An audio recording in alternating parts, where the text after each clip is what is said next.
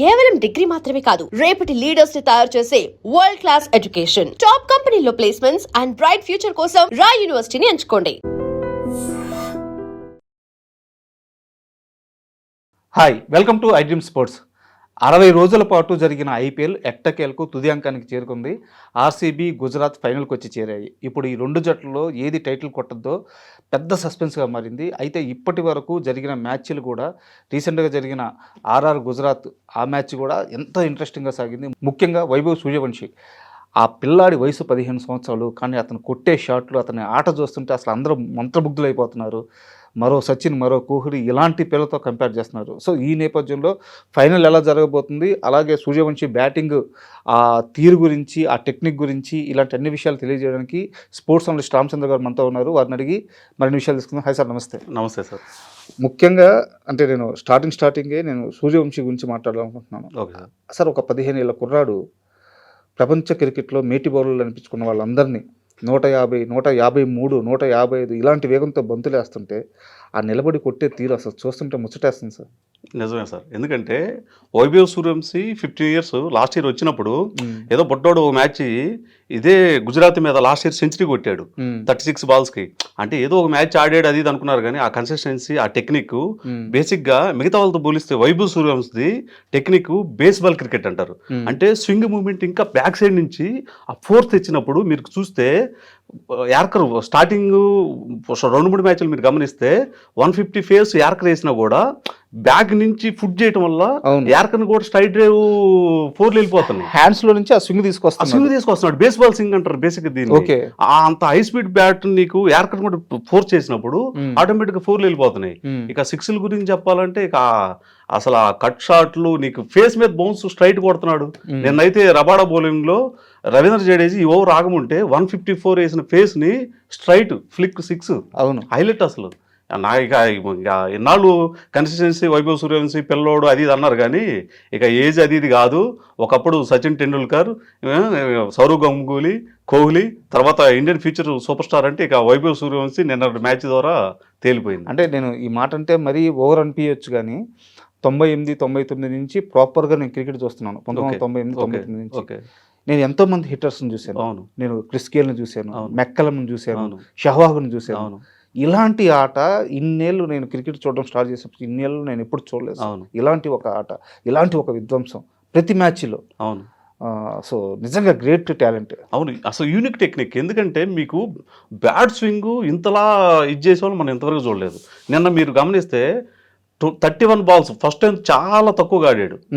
2 years entry అయిందో వచ్చి 31 బాల్లో 50, ఆ తర్వాత 14 బాల్లో 46 కొట్టాడు. ఈ ఇన్నింగ్స్ ఏంటంటే హైయెస్ట్ బాల్స్ ఫేస్ చేయడం. అవును, ఫస్ట్ టైం నీకు 31 బాల్స్ 40 బాల్స్ ఆడిందే లేదు ఇప్పుడు దాకా 2 ఇయర్స్ లో. 40 చివరికి 213 స్ట్రైక్ రేట్ ఉంది. మళ్ళీ చూడండి, నిన్న మీరు వాళ్ళ బాడీ లైన్ అసలు ఎంతలా ఇబ్బంది పెట్టారు గుజరాత్ వాళ్ళు. అయినప్పుడు కూడా 213 స్ట్రైక్ రేట్ తో ఇన్నింగ్స్ క్లోజ్ చేసి. బట్ ఇది ఎవరన్నా గుజరాత్ ఫ్యాన్స్ ఉంటే బాధపడచ్చు, కానీ ఇది నిజానికి చాలా అభ్యంతరకరమైన అప్రోచ్ ఇది. బౌలింగ్లో 15 ఏళ్ళ కుర్రాడు హెడ్కి వేసి బంతులు గురిపెట్టి కొట్టమని చెప్పి వాళ్ళ కోచ్ ఇలా చూపిస్తున్నారు, సైన్ చూపిస్తున్నారు.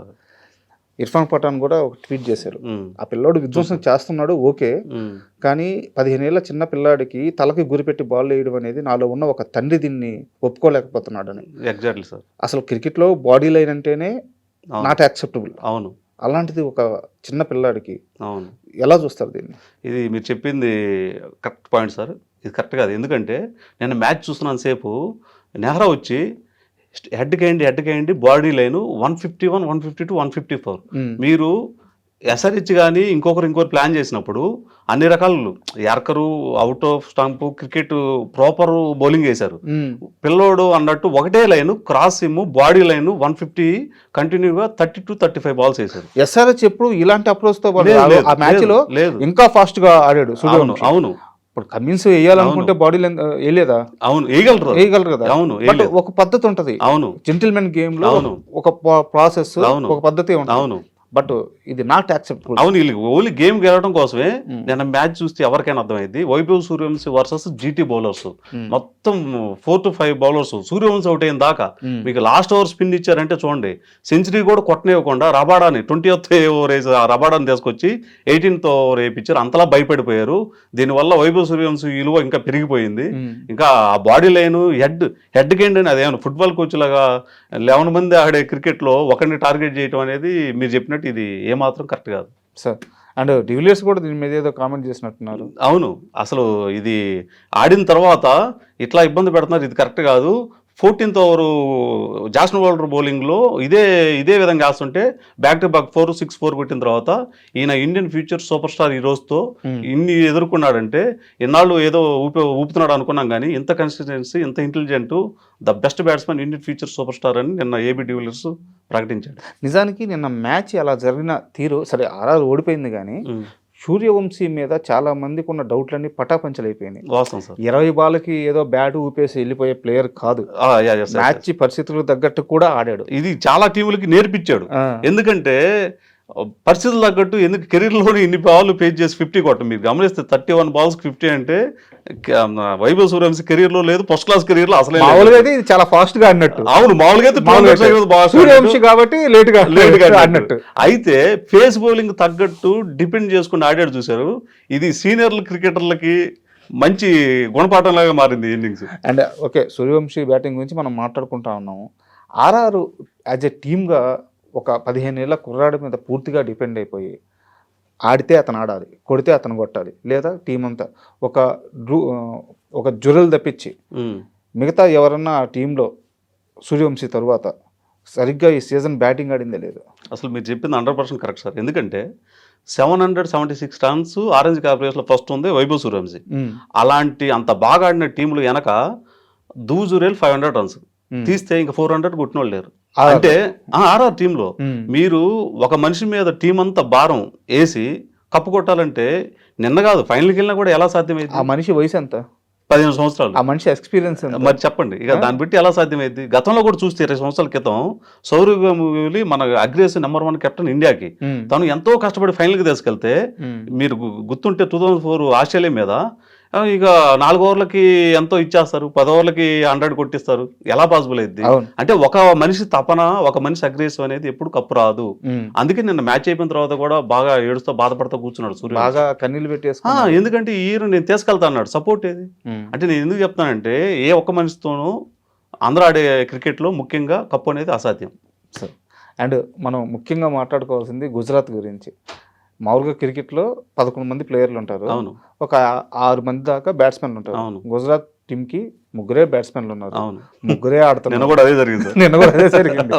ఎంత టార్గెట్ అయినా వాళ్ళే కొట్టేస్తారు, ఎంత టార్గెట్ ఇవ్వాలన్నా వాళ్ళే నిర్ణయిస్తారు, వేరే వాళ్ళ సహాయమే అవసరం పడట్లేదు. ఇది గుజరాత్కి ఫైనల్లో ఆర్సీబీతో తలబడబోతుంది. అవును, ఇది బలం కాబోతుందా, బలహీనత కాబోతుందా? 2 పాయింట్స్ సార్. బలం చెప్తాను ఫస్ట్, బలహీనత చెప్తాను.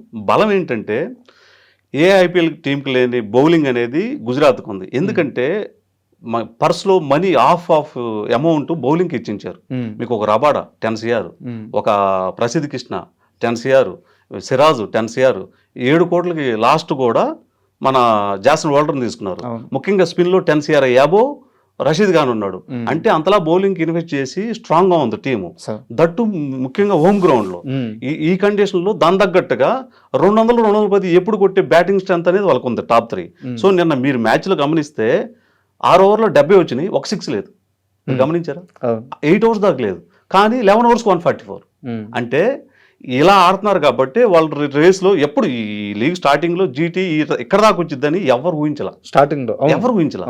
ఈ పొజిషన్లో కూడా అంటే పంజాబ్ ఎస్ఆర్ వచ్చి ఉంటే అది వేరేలా ఉండేది, కానీ the best cricket, quality cricket నిన్న ఆడి చూపించారు. ఇండియన్ కెప్టెన్ ఎందుకు గిల్ అనేది నిన్న సూపర్ బిజినెస్, బాగా ఆడారు. అయితే ఫైనల్కి వెళ్ళింది, కానీ లోపాలు ఉన్నాయి. ఇప్పుడు బలైన చెప్తా. ఎప్పుడు కూడా మీరు అన్నట్టు సూర్యవంశీ అనేది చుచ్చరపేటకు పక్కన పెట్టండి. ఆ తర్వాత 2-3 ఉంది ఎవరంటే వీళ్ళిద్దరు ఓపెనర్లే, గిల్లు, సాయి సుదర్శన్. వీళ్ళని దాటి వీళ్ళ దగ్గరికి వచ్చే వాళ్ళు కూడా కనపడారు. అయితే మైనస్ ఏంటంటే రేపు వీళ్ళ అగనెస్ట్ ఫైనల్ ఆర్సీబీ ఏమవుద్దంటే భువనేశ్వర్ వర్సెస్ గిల్లు కానీ, భువనేశ్వర్ వర్సెస్ బట్లర్ కానీ, భువనేశ్వర్ అద్భుతంగా స్టంప్ లైన్ క్రాసింగ్ బాగా వేయగలుగుతాడు, బాల్ మూవ్ చేయగలుగుతాడు కాబట్టి వీళ్ళిద్దరి మధ్య కాంటెస్ట్ ఉంటుంది. సో గిల్లు బట్లర్ అవుట్ అయితే ఏంటనేది టీం పరిస్థితి. ఇక్కడ $1 మిలియన్ ప్రశ్న అది. అవును, మీరు అన్నట్టు భువనేశ్వర్ కుమార్ మంచి ఫామ్ లో ఉన్నారు. అవును. ఒకవేళ కానీ పొరపాటున స్టార్టింగ్ పవర్ ప్లేలో వికెట్లు పడ్డాయా అంతే, గుజరాత్కి చాలా కష్టం అవుతుంది. నేను అదే అంటున్నా. ఒకవేళ పడకపోతే పడకపోతే అనే దానికి ఇప్పుడు ఫస్ట్ బ్యాటింగ్ కండిషన్స్ అనేది మ్యాటర్. యాక్చువల్గా లీగ్ స్టేజ్లో హోమ్ గ్రౌండ్ అడ్వాంటేజ్ అనేది ఉంటుంది. ఇది ఫైనల్ కాబట్టి వాళ్ళు అనుకోవడంగా పిచ్ అయితే ఉండదు. బీసీసీఐ అనేది ప్రిపేర్ చేస్తుంది, అది రెడ్ సాయిలా బ్లాక్ సాయిలా ఏంటనేది. అయితే బౌలింగ్ ఇద్దరికి ఇప్పుడు ఆర్సీబీ వర్సెస్ గుజరాత్ పోలిస్తే ఇద్దరికి ఈక్వల్ అని చెప్తాను. కాదు కొంచెం జీటీకి అనేది బెటర్గా ఉంది మూడో బౌలర్ రూపంలో, ప్రసిద్ధ్ కృష్ణ కానీ జాసన్ బౌలర్ కానీ. కాకపోతే బ్యాటింగ్లో స్ట్రెంత్ ఆర్సీబీకి ఉంది. ఎందుకంటే మీరు గమనిస్తే సపోజ్ నిన్నట్లాంటి మ్యాచ్ వైభవ్ సూర్యవంశీ అక్కడ దాకా కష్టపడితే మీరు 15th ఓవర్ నుంచి ఎత్తుకుని వెళ్ళిపోతారు. ముందు ఎస్ఆర్హెచ్ మీద గెలిచినప్పుడు కూడా 270, 280 కొట్టాల్సింది, మీకు గుర్తుందా? 15 overs 200 అయితే లాస్ట్ 5 overs 30 runs కొట్టారు, 6 వికెట్లు పడ్డాయి. మాకు అసలు ఫరాగే స్టేట్మెంట్ ఇచ్చాడు, మాకు ప్లే ఆఫ్స్కి వెళ్ళే అర్హత కూడా లేదు అన్నాడు. ఎందుకంటే వాళ్ళు అసలు మిడిల్ ఆర్డర్ కానీ డెప్త్ బ్యాటింగ్ అని లేదు. కానీ ఇదే సినారియో ఆర్సీబీకి వస్తే వాళ్ళు 300 తీసుకెళ్తారు. ఎస్, 2 ఓవర్స్లో గేమ్ చేంజ్ చేసే ప్లేయర్ పట్టిదారు ఉన్నాడు. మిస్ అయితే జితేష్ శర్మ ఉన్నాడు, మిస్ అయితే టీమ్ డేవిడ్ ఉన్నాడు, కుదిరితే రోమరియో షెపర్డ్ ఉన్నాడు, పైన పడిక్కలు అంటే నేనేమంటున్నా అంటే ఇప్పుడు ఇక్కడ దాకా వచ్చినాయి అంటే 2 మంచి టీములే. కప్పు కొట్టాలంటే ఏ సెషన్లో అయినా గేమ్ చేంజ్ అయ్యే అవకాశం ఉంది. ఏదర్ బౌలర్ ఆర్ బ్యాట్స్మెన్ వాళ్ళు చివరి దాకా ఉన్నప్పుడే పాసిబుల్. మనం టాప్ 3 అంటే వీళ్ళని తక్కువ చేయాలన్న ఉద్దేశం కాదు, కానీ లోపాలు బయటపడినప్పుడు ఏంటంటే నాకౌట్ గేమ్లో గేమ్ చేంజ్ అవుద్ది. మీ చాయిస్ ఏంటి ఇద్దరులో, గుజరాత్ ఆర్సీబీలో ఎవరికి ఛాన్స్? అంటే ఖచ్చితంగా జీటీ అనేది హోమ్ గ్రౌండ్, అక్కడ పిచ్ వాళ్ళకి ఇంచుంచు తెలుసు, బౌలింగ్ అనేది ప్లస్ ఒకటి, రెండోది బ్యాటింగ్లో మైనస్ ఉంది. కాబట్టి 2 ప్రకారంగా చూసుకుంటే నాకు తెలిసినంత వరకు కప్పు కొట్టే అవకాశాలు ఆర్సీబీకే కొంచెం మెరుగ్గా ఉన్నాయని నేను అనుకుంటున్నాను. అయితే ఈ మధ్య అంటే గత 2 రోజుల నుంచి ఫ్యాన్స్కి హార్ట్ బ్రేక్ అయిపోయే న్యూస్ ఒకటి ట్విట్టర్లో అట్ట వైరల్ అవుతుంది. ఒకవేళ కానీ ఆర్సీబీ కప్పు గెలిస్తే కోహ్లీ ఐపీఎల్కి ఇక గుడ్ బై చెప్పే ఛాన్స్ ఉంటుంది, ఆలోచనలు ఉన్నాయి అని చెప్పి అంటున్నారు అనమాట. అంటే ఐపీఎల్ సీజన్ స్టార్ట్ అయినప్పుడు కూడా ఈ టాక్ లేదు.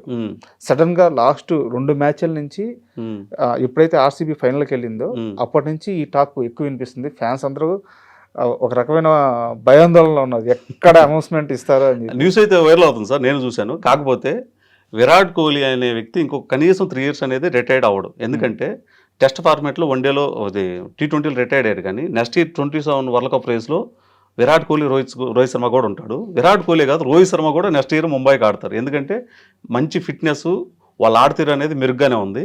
ఇంకా నాకు తెలిసినంత వరకు విరాట్ కోహ్లీ రానున్న కనీసం 3 సంవత్సరాలు అయితే రిటైర్డ్ అయ్యే అవకాశాలు లేవు. అది మీరు చాలా పెద్ద టెన్షన్ తీర్చేశారు. అవును, క్లియర్. ఎందుకంటే కోహ్లీ లేకపోతే అవును ఆర్సీబీ అనే టీంని ఎవరు ఊహించుకోలేదు. అదే సార్ అనేది, మిడిల్ ఆర్డర్లో వీళ్ళు బాగా ఆడుతున్నారంటే కారణం ఏదో ఉడతభక్తి సాయం అంటారు చూసా, తక్కువ రన్స్ ఏం కొట్టలేదు. 600 runs బ్యాక్ టు బ్యాక్ 4 సీజన్ల నుంచి 600 runs కొట్టిన వ్యక్తి విరాట్ కోహ్లీ.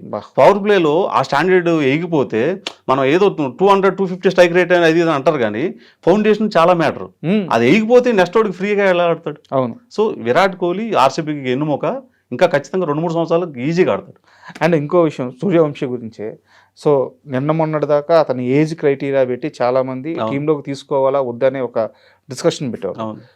గత 2 మ్యాచ్ల నుంచి అతని ప్రదర్శన చూసిన తర్వాత సూర్యవంశీ ఖచ్చితంగా T20 టీంలోకి ఎంటర్ అవ్వాలి, తీసుకోవాలనే ఒక బలమైన వాదన వినిపిస్తుంది. అవును. సో పాసిబుల్ ఉందా ఇప్పుడు ఇండియన్ జట్టు ఉన్న ఆ కూర్పు ప్రకారం సూర్యవంశీకి ఛాన్స్?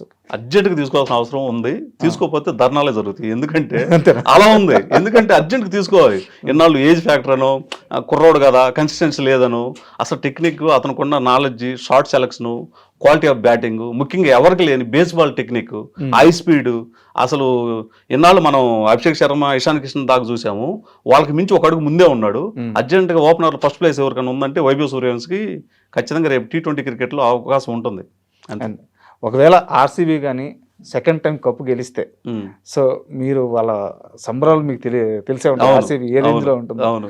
సో ఎలా ఉండబోతుంది వాతావరణం ఇక? ఎందుకంటే లాస్ట్ కప్పు లేదు అంటే లాస్ట్ సీజన్ కప్పు కొట్టారు. అవును. ఈ సీజన్ వచ్చి ఫైనల్లో వచ్చి కూర్చోనున్నారు. అవును. అది మామూలు కంబ్యాక్ కదా ఇది. అవును. అంటే అద్భుతంగా ఉంటుంది సార్. ఎందుకంటే ఒక వ్యక్తి విరాట్ కోహ్లీ లాంటి వ్యక్తి 18 నుంచి అంటే 17 నుంచి కప్పు లేదు అంతా లేదంటారు కానీ ఆ మనిషి బయటకు వస్తే ఎన్ని వందల కోట్లకి ఏ ప్రాంతం తీసుకొచ్చి అవును. ఒక మనిషి కప్పు కోసం కాకుండా టీం కోసం Franchise డెడికేట్ కోసం అయినప్పుడు నిలబడ్డాడు. అదే ఒక ఏదైనా ఒక విరాట్ కోహ్లీకి కానీ ధోనికి కానీ లేకపోతే రోహిత్ శర్మకి కానీ ఇంత ఫ్యాన్ బేస్ ఏంటంటే కప్పులను చూడలేదు వాళ్ళు టీమును నమ్ముకొని నడిపించారు. ఎందుకంటే ఇన్నాళ్ళు ఉన్నందుకు ఆ ఫ్యాన్ బేస్ అలా ఏర్పడింది.